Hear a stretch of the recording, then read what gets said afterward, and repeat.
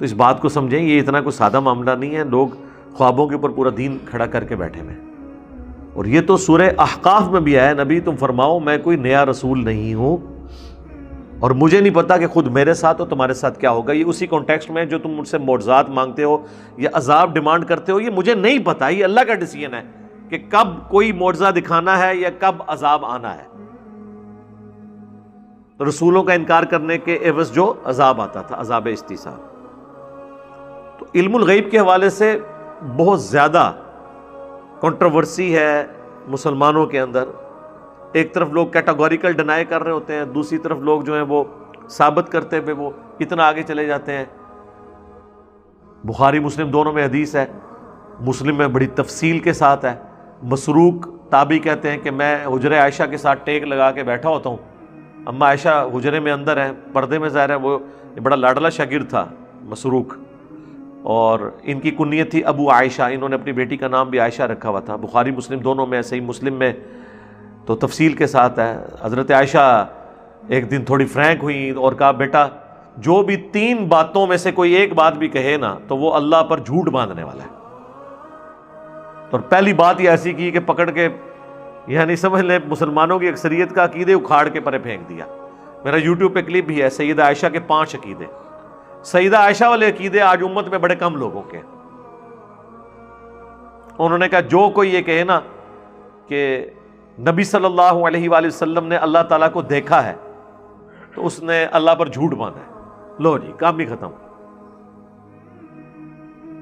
تو وہ مسروق کہتے ہیں اماں میری بات سنیں، میں اس پہ آرگومنٹ دیتا ہوں، آپ ٹھنڈے دل سے میری بات سنیں۔ انہوں نے کہا جی جذباتی نہ ہو، میں آپ کو بتاتا ہوں۔ پھر انہوں نے سورہ نجم کی آیات پڑھی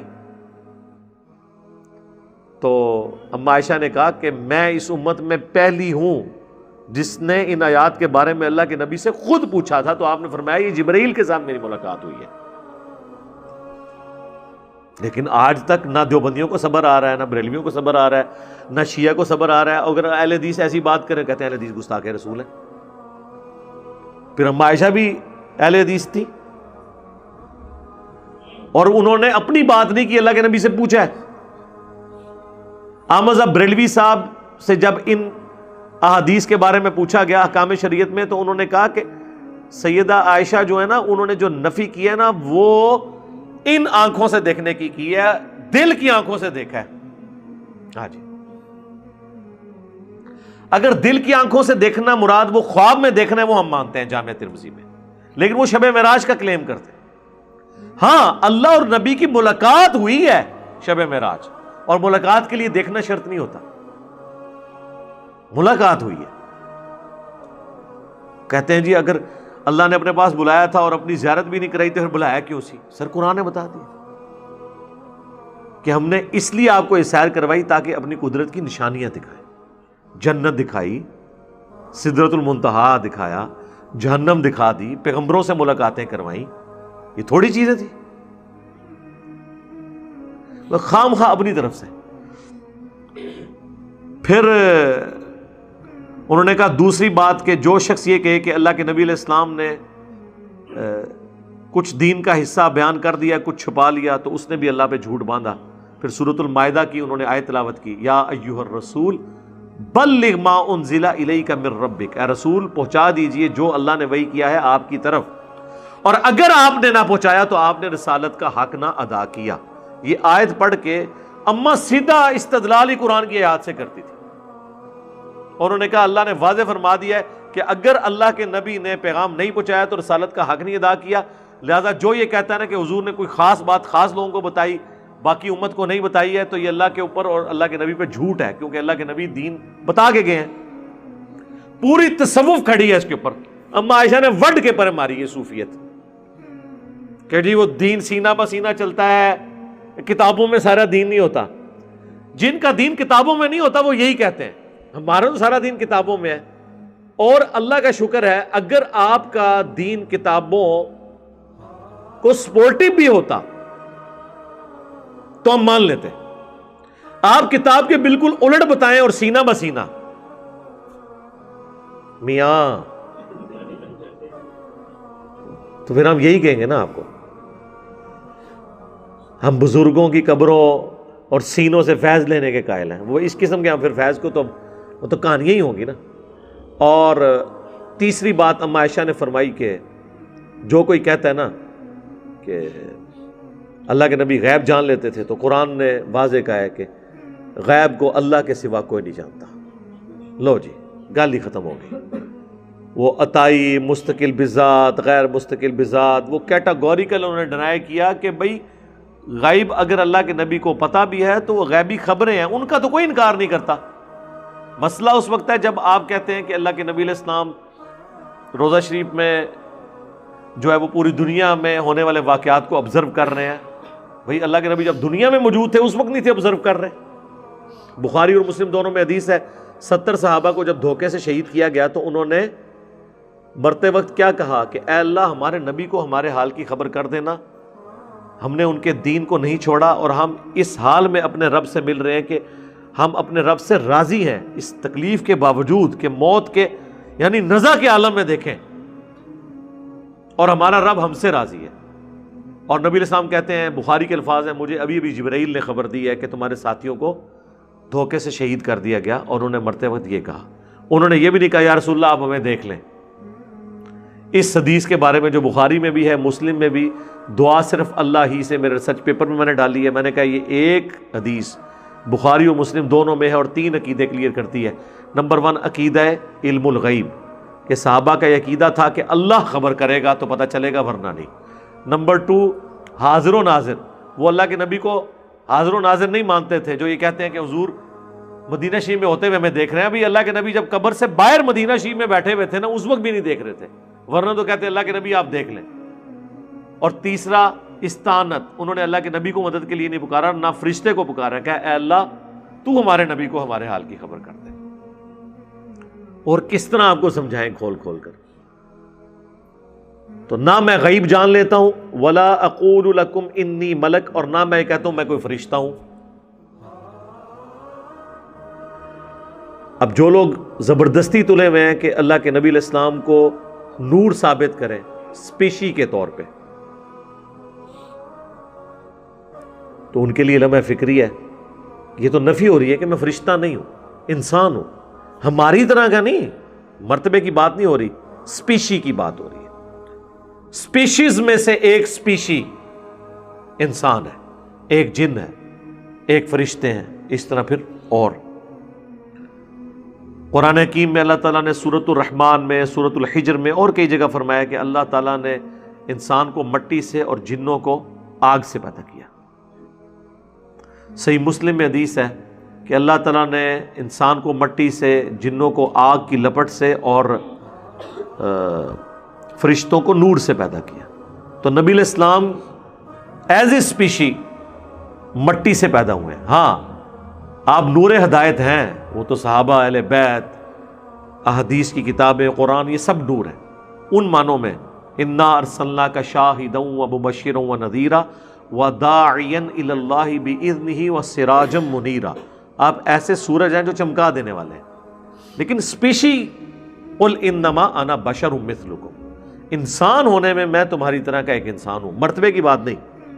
اور سورہ بنی اسرائیل میں تو اللہ نے کھول کے بیان کیا کہ اگر زمین پر فرشتے آباد ہوتے تو ہم فرشتوں میں پیغمبر بنا کے بھیجتے. اب جب انسان ہیں تو انسانوں کے لیے آئیڈیل کون ہوگا؟ انسان.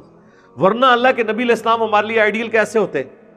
فرشتے تو کھاتے پیتے نہیں ہیں، تو جو شخص کھاتا پیتا نہ ہو وہ شخص کسی ایسے شخص کا کیسے آئیڈیل ہو سکتا ہے جسے فاقے بھوک کی وجہ سے کاٹنے پڑے؟ تو اللہ کے نبی نے کاٹے ہیں نا، تکلیف کاٹی ہے، ہمارے لیے آئیڈیل ہے. وہ تمام حالات و واقعات جو امت پہ سکیٹرڈ فارم میں آ سکتے تھے، آپ پہ تکلیفیں اتری ہیں. ایک دن میں 2 بیٹیوں کو طلاق ہوئی، زندگی میں 3 بیٹیاں اپنے ہاتھوں سے دفن کی. 4 ہی بیٹیاں تھیں، 3 بیٹے ہوئے، تینوں زندگی میں فوت ہوئے، تینوں کو بچپن میں دفنایا. 4 بیٹیاں جوانی کی عمر کو پہنچی، شادی شدہ ہوئی، ان میں سے بھی 3 اپنی زندگی میں دفنائی، اور چوتھی جو ایک بچ گئی تھی، باقی ساری اولاد فوت ہو چکی ہے، اس کو بھی کہا کہ میرے مرنے کے بعد سب سے پہلے تم مجھے آ کے ملو گی. وہ بھی 20 سال کی عمر میں، نبی علیہ السلام کی وفات کے 6 مہینے بعد سیدہ فاطمہ سلام اللہ علیہا وہ بھی فوت ہوگی. اتنے غم کسی انسان پہ ٹوٹ سکتے ہیں؟ مجھے بتائیں. اور جو ان کی اولاد ہے جن کو اپنے بیٹے کہہ رہے ہیں حسن و حسین، ان کے بارے میں بتا دیا گیا کہ یہ بھی شہید ہو جائیں گے. یار آپ ذرا نبی علیہ السلام کے اعصاب دیکھیں کتنے مضبوط تھے. اور یہ تو ایک ٹینشن ہے، جو وہ ٹینشن ہے کہ آپ کو یہ بتایا جا رہا ہے کہ آپ کے بعد آپ کی امت کے ساتھ ہونا کیا ہے. جو مسند ابی یعلا میں المستدرک للحاکم میں ہے کہ میں نے بنو امیہ بنو مروان کے بندروں کو اپنے ممبروں پہ دیکھا ہے. اور ابو ہریرہ کے الفاظ ہیں جس دن یہ حضور نے خواب دیکھی اس کے بعد چند دن زندہ رہے اور آپ کو کسی نے ہنستے ہوئے نہیں دیکھا کہ یار میری امت پہ یہ مسلط ہو جائیں گے. بندر امت کا غم الگ سے. میں کہتا ہوں نہیں، ہم سب کے غم جمع کیے جائیں نا، اس سے زیادہ غم اللہ کے نبی علیہ السلام اکیلے. ذرا آپ سوچ سکتے ہیں کہ پیغمبر کتنا رقیق القلب ہوتا ہے. میرے آپ کے بارے میں تو چلے کوئی دو رائے ہو سکتی ہیں. قرآن میں ہے حریص علیکم بالمؤمنین رؤوف الرحیم، مومنین کے لیے حریص ہیں، رؤوف ہیں، رحیم ہیں، ان کی جانوں سے بڑھ کر ان کے لیے حرص کرنے والے ہیں. آپ لوگوں کو شانیں نظر آ رہی ہیں، یعنی لوگ بڑے آسانی سے کہہ دیتے ہیں اللہ کے نبی کو بڑی شان ملی ہوئی ہے، لیکن آپ اللہ کے نبی کی جو تکلیفات ہیں، جو آپ کی ٹینشنز ہیں، اگر آپ ان کو دیکھیں تو وہ شان تو ایک سائیڈ پہ رہ جاتی ہے. ہم یہ سمجھتے ہیں کہ کسی کو آنر یہ شان ملے تو ایک سکھی زندگی گزارے. یہ ذرا نقطے کے اوپر آپ نے توجہ کرنی ہے. اللہ کے نبی کو اتنی شانوں کے باوجود آپ کی زندگی غموں سے عبارت، مرتے وقت بھی امت کا غم اور قیامت والے دن لعنت سے غم. حالانکہ اس دن مقام محمود ملا، لیکن ادھر کی ٹینشن یہ ہے کہ امت کو کسی طریقے سے بچا لوں. تو پیغمبر واقعی وہ بھی ہوتا ہے اللہ کی طرف سے. اتنے مضبوط اعصاب کسی عام انسان کے ہو ہی نہیں سکتے، ورنہ تو انسان سوچ سوچ کے مر جائے. انسان سوچ بھی نہیں سکتا کہ پیغمبر کس کس تکلیف سے گزرتے ہیں. تو میں کوئی فرشتہ نہیں ہوں، میں انسان ہوں. انسان ہونے کی وجہ سے آئیڈیل بھی ہے ہمارے لیے. ٹھیک ہے. ان اتبع الا ما یوحى الی. لو جی آخری گل آ گئی ہے. میں تو نہیں اتباع کرنے والا مگر وہی جو اللہ میری طرف وحی کرتا ہے. یعنی خود میری اپنی مرضی ہے ہی نہیں ہے، میں اس وحی کا پابند ہوں. جو جو مجھے اللہ حکم دیتا ہے میں وہ بجاوری اس کی کرتا ہوں. اب مجھے بتائیں یہ آیت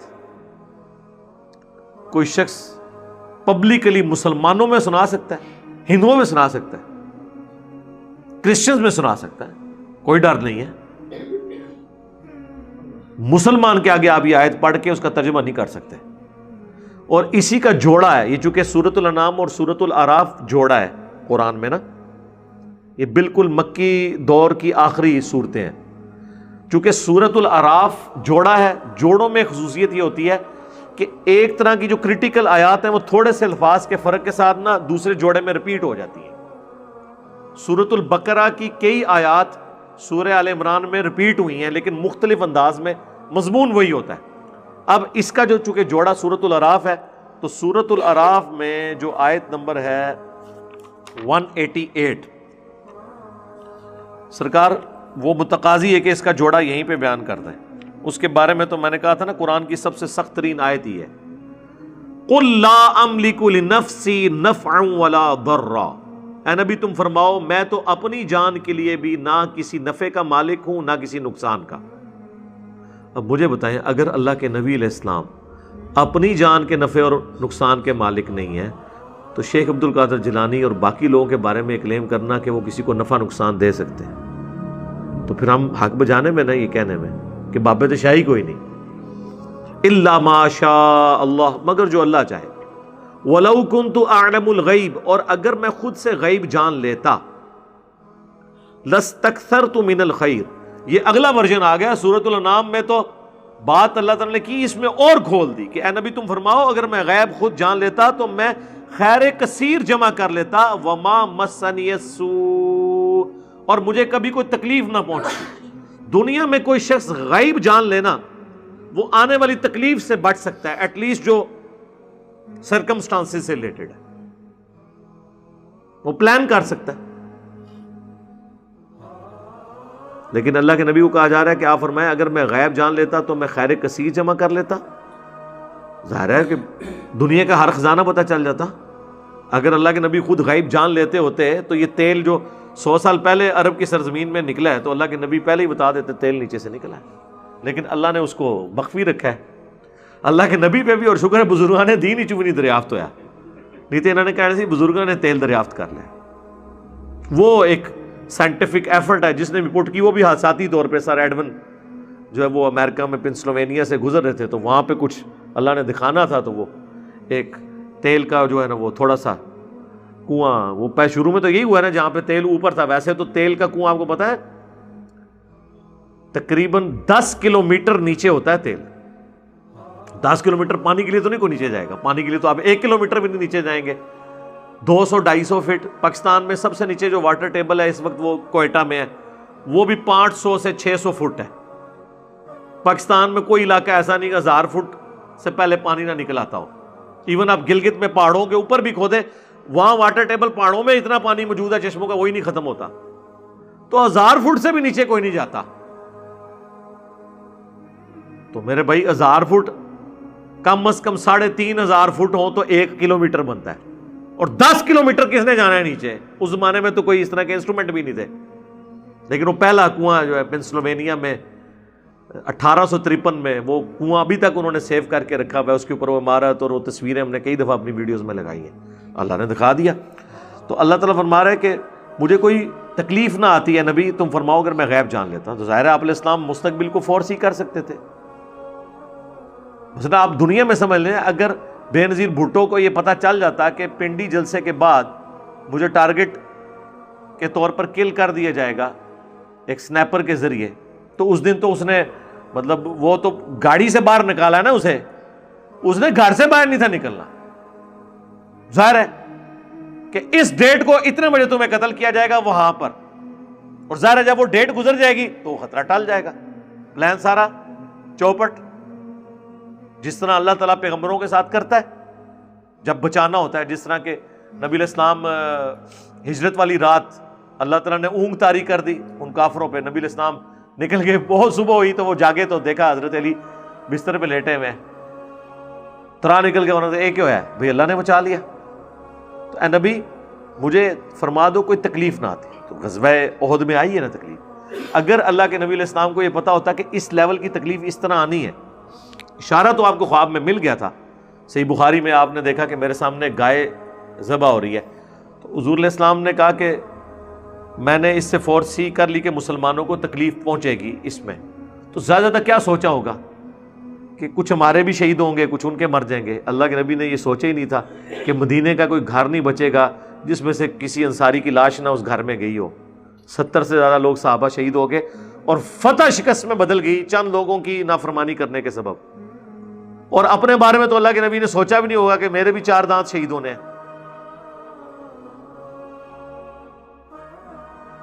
خون کا فوارہ چھٹ گیا, آپ کی شہادت کی خبر مشہور ہو گئی. پھر وہ آیات نازل ہوئی وما محمد الا رسول قد خلت من قبلہ الرسل افئن مات او قتل. محمد تو نہیں مگر ایک رسول, ان سے پہلے بھی رسول گزرے ہیں, اگر یہ مر جائیں یا قتل کر دیے جائیں تو کیا تم دین سے الٹے قدم پھر جاؤ گے؟ اور جو کوئی الٹے قدم پھرے گا اللہ کا کوئی نقصان نہیں کرے گا, اور اللہ تعالیٰ شاکرین کو جزا دے گا جو ثابت قدم رہنے والے ہیں. یعنی تم نے ہمارے نبی پہ کوئی احسان کیا ایمان قبول کر کے, اگر اللہ کے نبی دنیا سے چلے بھی جائیں تم نے اپنے لیے ایمان قبول کیا, اللہ کے نبی کو تو کوئی فرق نہیں پڑے گا. تو اب یہ نبی علیہ السلام کو تو نہیں پتا تھا. اے نبی تم فرماؤ کہ نہ مجھے کوئی تکلیف پہنچتی, ان انا الا نذیر و بشیر, میں تو نہیں مگر ڈر سنانے والا اور خوشخبری سنانے والا, لقوم یؤمنون, ان لوگوں کے لیے جو بات کو ماننا چاہیں یا ایمان لانا چاہیں. اب اس کے اوپر کتنا بولا جائے میرے بھائی, یعنی ہر چیز کا اینڈ ہے. اور اس کو سپورٹیو ایک آیت قرآن میں سیدہ عائشہ کا عقیدہ اللہ نے بیان کر دیا.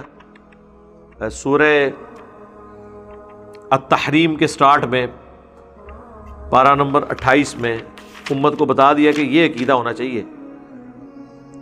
آیت نمبر 3 ہے سورہ التحریم, وَإِذْ أَسَرَّ النَّبِيُّ إِلَىٰ بَعْضِ أَزْوَاجِهِ حَدِيثًا, اور جب نبی صلی اللہ علیہ وآلہ وسلم نے اپنی کسی زوجہ سے ایک راز کی بات کہی، فلما نبأت به وأظهره اللہ علیہ، اور اس بیوی نے نبی علیہ السلام کی یہ خبر لیک کر دی، یعنی دوسری بیوی کو سیدہ حفصہ کو بتا دی۔ یہ بخاری مسلم میں آتا ہے کہ یہ دو بیویاں سیدہ عائشہ اور حفصہ تھی، اور اللہ نے ان پر ظاہر کر دیا، عرف بعضہ واعرض عن بعض، تو نبی علیہ السلام نے بعض چیزیں تو بیان کر دی اپنی اس بیوی سے اور بعض سے اعراض کیا، یعنی مکمل نہیں کیا کہ کہیں نیگیٹو سائیکالوجی نہ ہو، کچھ بتایا کہ مجھے اتنا پتا چلا ہے، وہ اگلے بندے کو ایسی تسلی ہو جاتی ہے، شکر ہے پوری گل نہیں پتہ لگی، میں طے بھی کر دیتی سی اگے۔ تو اچھا ٹیچر یہی ہوتا ہے کہ، اور میں بھی ایسے کرتا ہوں اپنے اسٹوڈنٹ کے ساتھ، پتہ مجھے سارا کچھ ہوتا ہے، میرے زیادہ تو شعار نہیں ہوں، لیکن بعض اوقات میں کچھ تھوڑی سی چیز کر کے باقی کو اوور لک کر دیتا ہوں۔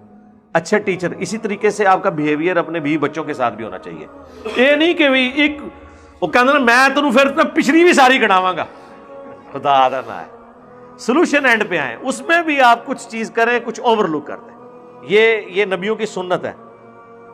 عرف بعضہ واعرض عن بعض، بعض بتا دی، بعض سے خود اعراض کیا، تاکہ وہ کہتے ہیں بھاگنے کا راستہ بھی تو ہونا چاہیے نا، اگلے بندے کو آپ اتنا ہی نہ کر دیں، منوے بھی پتہ ہے، ہو سکتا ہے کہ ٹھیک ہے ان کر لے پھر جو ہوتا ہی، یہ بھی ہو جاتا ہوتا ہے، بیویوں کے کیس میں تو یہ ہوتا ہے، مطلب ہمارے ساتھ تو یہ ہو سکتا ہے، لیکن یہ میں ایک خاص بتا رہا ہوں آپ کو۔ تو فلما نبأہا بہ، تو جب نبی علیہ السلام نے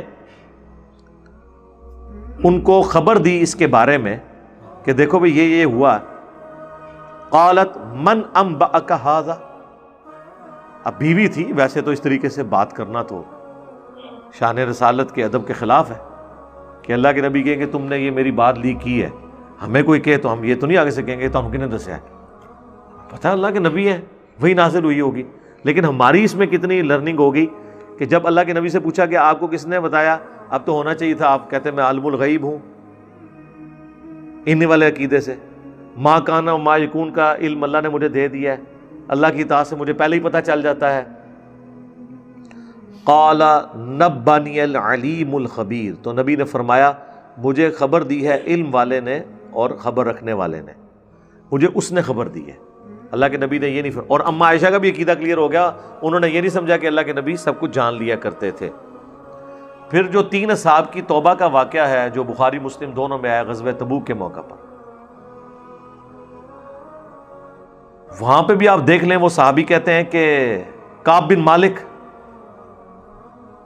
قرآن میں صرف ان کے توبہ کا ذکر آیا ہے، اس کی وجہ سے سورہ توبہ اس کا نام ہے، ڈیٹیل پوری آئی ہے، غزوہ تبوک پہ پیچھے رہ گئے تھے، اس میں وہ کہتے ہیں کہ باقی لوگ بہانے کر رہے تھے، میں نے بھی سوچا میں بھی جا کے بہانہ کر لوں، پھر میں نے کہا کہ اگر میں نے بہانہ کیا تو بعد میں اللہ تو اپنے نبی کو بتا ہی دے گا کہ اس نے جھوٹ بولا ہے، تو پھر اینڈ پہ پول تو میرا کھل ہی جانا ہے، تو میں نے پھر سچ سچ بتا دیا کہ میری یہ سستی ہے، میں نہیں جا سکا۔ پھر 50 دن کا بائیکاٹ ہوا، پھر آیات نازل ہوئیں۔ تو اس صحابی کا بھی کیا عقیدہ ہے کہ اگر میں نے حضور کو دھوکہ بھی دیا تو وقتی طور پہ دوں گا، بعد میں اللہ تو بتا دے گا۔ پھر سورہ توبہ میں بھی ہے نبی یہ جھوٹی قسمیں کھاتے ہیں، یہ آپ کو تو راضی کر لیں گے لیکن اللہ کو تو پتہ ہے، اللہ کو کیسے راضی کر سکتے ہیں۔ پورے قرآن اور احادیث کا اسلوب اسی طرف جاتا ہے کہ اللہ کے نبی علیہ السلام کو غیبی خبر دی جاتی تھی، ما کانا و ما یکون والا معاملہ نہیں تھا، اور نہ علم الغیب کوئی کمپیٹنسی ہے کہ کوئی شخص ایک مہارت ہے جو حاصل کر لے، جیسے کوئی موبائل پہ چلانا سیکھ جاتا ہے، ٹائپنگ سیکھ جاتا ہے، تندور میں روٹیاں لگانا سیکھ جاتا ہے، نہیں، اس طرح یہ کوئی مہارت نہیں کوئی حاصل کر لے، بلکہ یہ غیبی خبر اللہ نے اپنے ساتھ خاص رکھی ہے، جب چاہتا ہے دیتا ہے، جب چاہتا ہے نہیں دیتا، نہیں پتہ چلتا، جب چاہتا ہے دکھا دیتا ہے۔ صحیح بخاری میں غزوہ موتا کئی 100 کلومیٹر دور ہو رہی ہے رومن امپائر کے ساتھ، اور حضور مسجد نبوی میں رو رہے، میرے جعفر کو شہید کر دیا گیا، میرے زید کو شہید کر دیا گیا، میرے عبداللہ بن رواحہ کو شہید کر دیا گیا، اور اب جھنڈا اللہ کی تلواروں میں سے ایک تلوار کے ہاتھ آیا، خالد ابن ولید، اور میں اللہ سے امید کرتا ہوں اللہ تعالیٰ اس کے ہاتھ پہ فتح دے گا۔ تو خالد ابن ولید جو ہے وہ اتنی بڑی فوج سے وہ مختصر سی جماعت کو بچا کے واپس لے آئے، وہ فتح ہی تھی آلموسٹ۔ اب وہ منظر دکھا دیا، اللہ جب چاہے۔ سورہ یوسف دیکھ لیں، حضرت یعقوب علیہ السلام کے قریب ہی وہ کنواں تھا، ان کو نہیں پتا چلا وہاں پہ بیٹے کو چھپایا ہوا ہے. اور جب پتہ چلنے پہ آیا تو جب وہاں سے وہ قاصد چلا ہے تو کہا کہ مجھے یوسف کی خوشبو آ رہی ہے. بس اس وقت اللہ نے دکھا دیا. یہ سب کچھ ایسے ہے, یہ بالکل کلیئر کٹ ہے. اور یہ تو ہم ڈسکس کر رہے ہیں پیغمبروں کو. اگر پیغمبروں کا یہ حال ہے تو بابے تے شاہی کوئی نہیں, وہ تے چھڑ دے, کہانی ختم. اصل مسئلہ یہ ہے کہ اگر پیغمبروں کا سٹیٹس کلیئر کر دیا جائے تو پھر باقی تو بیچ میں سے خود بخود نکل جائیں گے. پھر بھی اگر کسی کو کوئی چیزیں رہ گئی ہوں, اب اس میں بہت ساری باتیں ہیں جو میں اور کر سکتا ہوں. بخاری مسلم سے وہ حدیث پیش کرتے ہیں کہ نبی علیہ السلام ایک دفعہ ممبر پہ چڑھے اور فرمایا کہ پوچھ لو مجھ سے جو کچھ پوچھنا ہے. تو آگے بھی پڑھو نا, جب تک میں یہاں پہ کھڑا ہوں. ہاں, تو اس کا مطلب کیا ہے؟ اس کا مطلب بخاری مسلم میں ہی ہے. بخاری اور مسلم دونوں میں حدیث ہے, جب میں معراج سے واپس آیا تو کافروں نے مجھے جھٹلانا شروع کیا اور مجھ سے سوالات کیے, اور مجھے ان سوالات کے جوابات معلوم نہیں تھے. میں اتنا پریشان ہوا کہ میں اعلان نبوت کے بعد کبھی اتنا پریشان نہیں ہوا تھا کہ میں ان کے سوالات کے جوابات نہیں دے سک رہا. اندازہ کریں, یعنی کوئی ایکٹنگ ہے یہ؟ یعنی حضور کو کہا کہ مجھے لوگ, حضور کہہ رہے ہیں مجھے جھوٹا کہیں گے کہ میں ان کے جواب ہی نہیں دے سک رہا. اب وہ سوال کیا کر رہے تھے کہ بیت المقدس کے دروازے کتنے ہیں, سیڑھیاں کتنی ہیں, دیواروں پہ رنگ کون سا ہوا ہے. اگر تم کہتے ہو میں راتوں رات 1000 کلومیٹر کا سفر کر کے آ گیا ہوں, جو اس زمانے میں 40 دن کا سفر تھا, ایک رات میں کون یہ ساری چیزیں یاد رکھ سکتا ہے؟ جبکہ وہ گیا اس کام کے لیے تو نہیں گیا. اس اکیڈمی میں ہم کئی دفعہ سیڑھیاں چڑھے ہیں, میں آپ سے پوچھوں کتنی سیڑھیاں بتاؤ, کر لو گل. جب تک کہ آپ اس نیت سے نہ چڑھیں کہ مجھ سے کسی نے سیڑھیاں پوچھنی ہے. تو مسلم شریف کے الفاظ ہیں, میں حتیم کعبہ میں کھڑا ہوا, اللہ نے بیت المقدس کو اٹھا کے میری نگاہوں کے سامنے کر دیا. وہ جو مجھ سے پوچھتے جاتے تھے میں دیکھ کے بتاتا جاتا تھا. تو اس کا کیا مطلب ہے کہ اس وقت آپ کو نہیں پتا تھا, لیکن جب انہوں نے پوچھا تو اس وقت اللہ نے سامنے کیا کہ دکھا دیا. یہاں پہ بھی جب کہا میں جب تک ممبر پہ موجود ہوں مجھ سے جو پوچھو گے میں بتاؤں گا, یعنی اللہ کی غیبی تائید تھی کہ پوچھتے جاؤ, اللہ تعالیٰ مجھے آگاہ کرتا جائے گا اس معاملے میں.